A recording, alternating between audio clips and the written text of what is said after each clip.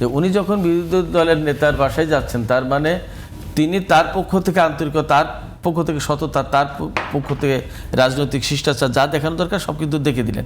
এই যে নতুন একটা সৌন্দর্য আমরা দেখতে পাচ্ছি, অর্থাৎ সরকার গঠনের আগে যিনি সম্ভাব্য সরকার প্রধান হতে যাচ্ছেন তিনি যাচ্ছেন সম্ভাব্য বিরোধী দলের যিনি নেতা তার বাসায়, এবং তিনি তারপর নাহিদ ইসলামের বাসায় যাবেন।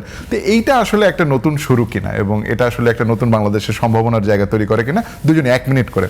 আমি যেটা বলছিলাম যে অবশ্যই আপনি দেখেন নতুন অনেক কিছু কিন্তু তারেক রহমান ইন্ট্রোডিউস করতেছে। আমরা জিনিসটাকে একটা সার্টেন টাইম দিব এবং এটাকে পজিটিভলি নেব, কারণ উনি এই যে কালচারটা তো এটা কিন্তু এর আগে হয় নাই না বাংলাদেশের মধ্যে, এই প্রথম হচ্ছে।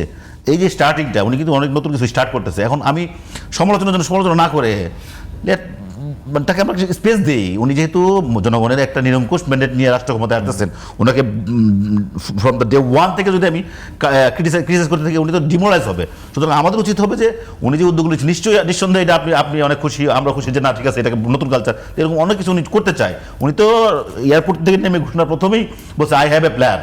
তো ওনার যে প্ল্যানটা, এই প্ল্যানটাকে যদি আপনি নেগেটিভের সঙ্গে তাহলে অনেক কিছু করতে পারেন, কিন্তু আপনি যদি পজিটিভ দেখেন যে উনি যে প্ল্যানগুলি দিচ্ছে, যে প্ল্যানটা আছে, এই প্ল্যানের মধ্যে কী কী আছে আমরা দেখি না, লেট মি।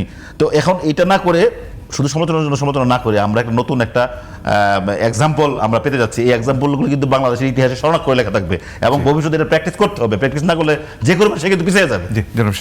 আমার কাছে মনে হয় যে এই উদ্যোগের মধ্য দিয়ে তিনি বিরোধী দলকেও দায়িত্বশীল হওয়ার বার্তা দিলেন। কারণ হচ্ছে কি, যে উনি যখন বিরোধী দলের নেতার বাসায় যাচ্ছেন তার মানে তিনি তার পক্ষ থেকে আন্তরিকতা, তার পক্ষ থেকে সততা, তার পক্ষ থেকে রাজনৈতিক শিষ্টাচার যা দেখানো দরকার সব কিন্তু দেখে দিলেন। এখন বাকি এইবার কিন্তু বল অপোনেন্টের কোর্টে।